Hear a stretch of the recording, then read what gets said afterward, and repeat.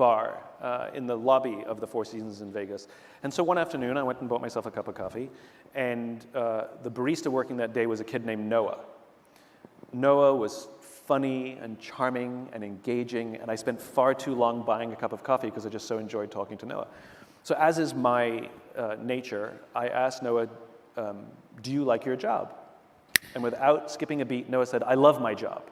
Now, in my line of work, that's significant. Like is rational. I like the people, I like the work, you know, I get paid well, I like my job. Love is emotional. It's a higher order connection, right? Like, do you love your wife? I like her a lot, right? Clearly, it's clearly a different standard, right? Yeah. So when Noah said, I love my job, my ears perked up.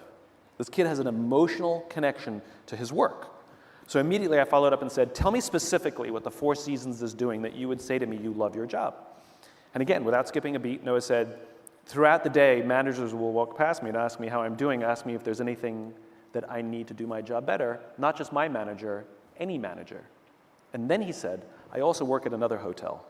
And there the managers walk past us and catch us when we do something wrong.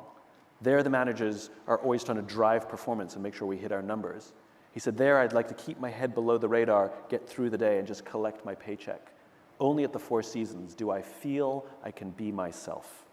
Now, this is the exact same human being working at two different companies, and yet our experience of him will be profoundly different, not because of him, but because of the leadership environment in which he works. You know, I get this question all the time. You know, Simon, how do we get the most out of our people? People are not a towel that you wring them out to see how much you can get out of them. You know, it's That's a good one, man.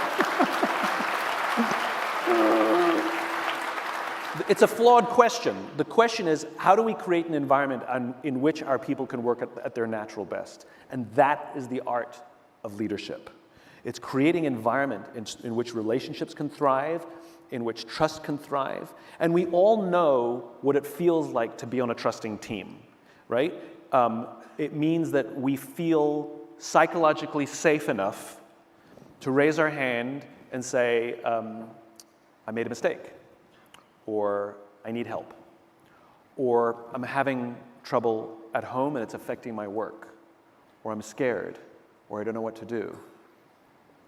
Without any fear of humiliation or retribution, but rather to say these things with the absolute confidence that someone on our team will rush to support us. Unfortunately, we also all know what it feels like not to work on a trusting team, where admitting any of those things could hurt your chances of promotion, could hurt your chances of, you could be humiliated. And so when we work on teams where leadership is creating an environment where trust is at a premium, we force our people to come to work and lie, hide, and fake, where they're pretending that they've made no mistakes. They're lying, hiding, and faking, and eventually things will crack and things will eventually break. And when you talk about reinvention and you talk about innovation and you talk about challenging the status quo or whatever it is, necessarily there's risk, and necessarily there are mistakes, and necessarily there's stupid ideas. And you have to create an environment in which that's good. The alternative is everybody playing it safe, which is not the way that leads to vast or significant improvement.